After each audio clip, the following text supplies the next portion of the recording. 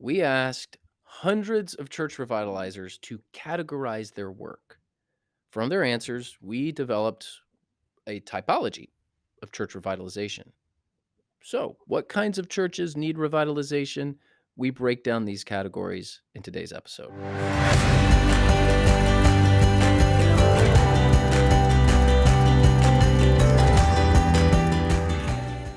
Every church is different, therefore, every church revitalization is different and has its own set of unique challenges. However, we were able to put together some categories of church revitalization through our research at Church Answers.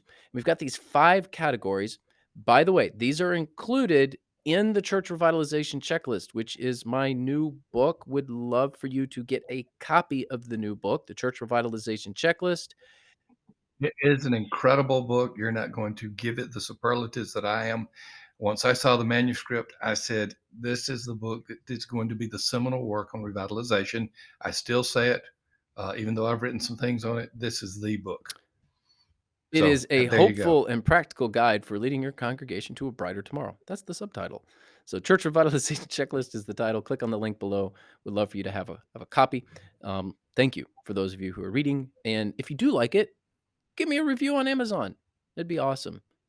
But but Absolutely. anyway, we've got these 5. Hey, before we get into these five, let me introduce the caveat to these. And the caveat is they are not mutually exclusive. You can be a geriatric church that is also a war-torn church. It's a possibility you could be all five of these. That would be a So tough even though we have revitalization. that would be a tough revitalization, but just to get clear, these are dominant characteristics. And I like for revitalizers and church consultants and pastors leading in revitalization to say which one of these is the dominant issue that we have before us. So I want to give that Yeah, I think caveat, that's a Sam. that's a good thing to note that just about any church can struggle with something here to some degree. But if this is the dominant factor in the church, that's what the cause is, and that's where the typology comes from. So, Dad, give an explanation. What is the geriatric church?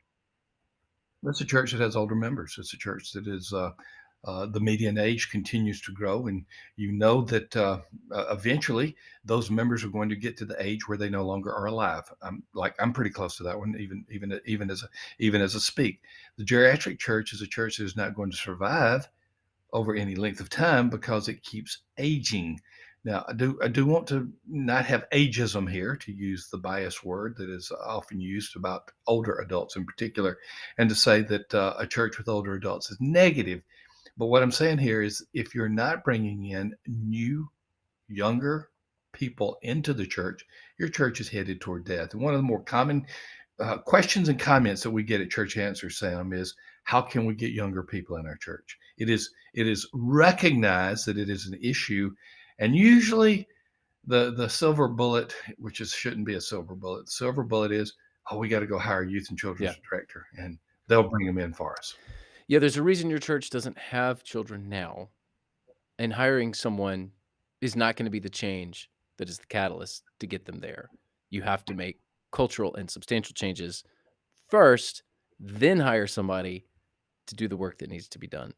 Um, I will say this about the Exactly. geriatric church, that it's a church that is significantly older than the median age of the community. So That's a good way of I'll look saying at it. it like that. By the way, if you don't know the median age of your community, our Know Your Community report is a great way to determine that because it's based upon drive time. So you can know not just like what's the median age of the city or the county, but of all the people that live 10 minutes or 15 minutes from my church. So there's a link below. You can get the Know Your Community report. You can just do an estimate or even get into your database and do a sampling of your membership, compare it to the median age. In Florida, what's wild is there's a community that is, I don't know, 15, 20 minutes from here, and the median age is like 20 years higher than way it is in Bradenton because they draw a lot more Wow. retirees. So guess what that means about the churches that are there? They're going to have a higher median age. So it's good for you to know, Hmm. what is the median age of my community? If the median age is 27, which would be very young in the United States, but your church is 60, that is a major problem But if you're in a retirement community and the median age of the church is 55, but the median age of the community is 60, that's not a problem. So I would just say a geriatric church is one that is significantly older than the community that it's in. Some I'm a lead consultant on a comprehensive consultation, which means we go on the field. It's been several days, and so it ends up being a several month consultation for a church, a Methodist church in Texas. And I asked them to send us their drive time so we could do the Know Your Community report. I said, make certain that you're looking at about 80% of the membership. Don't use the outliers that are far away. Do about 80%. What they're doing is they're actually going through their database and they're finding the 80% that are closer as far as attendees, and that's going to be their drive time. They're going to lop off the Hmm. outliers, and they're doing it straight from their database. I didn't ask them to do that. I asked for an estimate. It's going to be a fun report because they're going to really All get it right. right. The other type of church in need of revitalization is the Great Omission Church. What happens at the Great Omission Church, Dad? Well, the great commission, that means you're doing something. If you're co-laboring, you're laboring together. If you're commissioning, to make it into a participle, you're on mission together. The Great Commission is doing the Great Commission. I mean, it is doing evangelism. It is making disciples. The Great Omission means not. It means basically, if you want to use Matthew 28:18 through 20 as your paradigmatic Great Commission, basically what that says, I'm going to ignore those passages and just not look beyond our own self. It's an inwardly focused Yeah, church. and I will say that the inwardly focused churches, it's not just that there's a lack of gospel work, because that's in a lot of churches.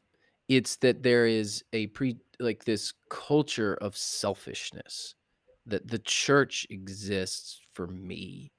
And that's the omission side. When you omit the gospel, when you omit the Acts 1:8 imperative, you end up believing that the church exists for you. And that is a if you have that culture at your church, that is a telltale sign of decline. Um, When I was a budding consultant, when I first started doing consultations, and there was still great influence of the church growth movement, the most common symptom of a church, we called it needing a turnaround instead of revitalization, so the nomenclature has changed, was an mm, ex-neighborhood church. And the next neighborhood church, the third one here, means that you do your people inside in your worship services do not look like the people in the community. That's the simplest way of doing it. Another reason why we say get to know your community report so you know who the community really is and do you look like your yeah. community. Yeah, demographically, not only age, but ethnicity and affluence and all sorts of different measures in the Know Your Community report. Marital status, how many singles mothers particular are there? Uh, what are some of the issues, psychographic issues that they're dealing with? Are you really representative of your community? Because if you don't, it's hard to reach your community if you don't know your community. Isn't that kind of what we It say a lot? is. It is. It's a line that we use here. The neighborhood church is also my next book, so this is a key piece of what's happening in the American church. And I'll just say this: I'm doing a lot of research on the neighborhood church right now. I believe that it's primed for a comeback. So I if do too. you are Charge on, if you lead are on. shepherding at one of these What churches, I gotta do? We got to lead on. So ready.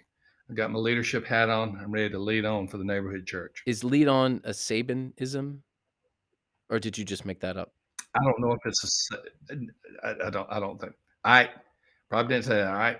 But I just want to say it's time for us to lead the church, neighborhood church movement. All right. Very good. The fourth one. You want me to take that off? Yes. No, it's fine.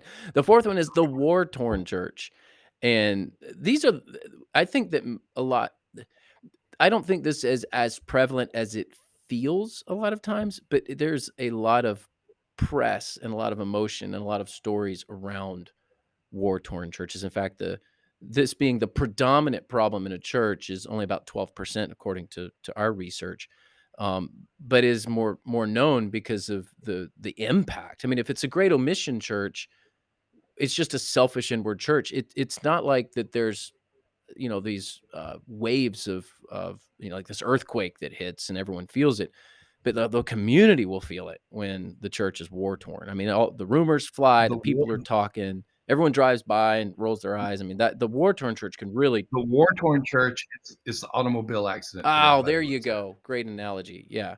Yeah. Everyone talks about it. The neighborhood knows it.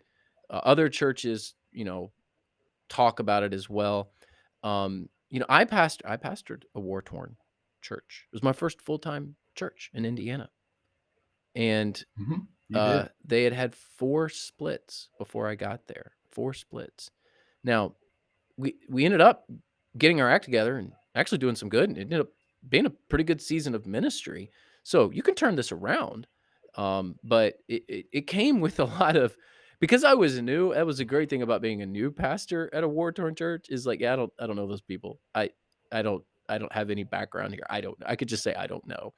But there was there was a lot of people that had a lot of hurt, and dealing with a war torn church means you've got those who are hurt and wounded, and then those who are still fighting. And Yes. both are very difficult to get on track. The person who's hurt and wounded, man, I've been part of this battle and I've just been wounded, and the person is like, hey, lay the swords down, stop cutting off people's ears. Reference there to Garden of Gethsemane. You don't need to do that. Yes.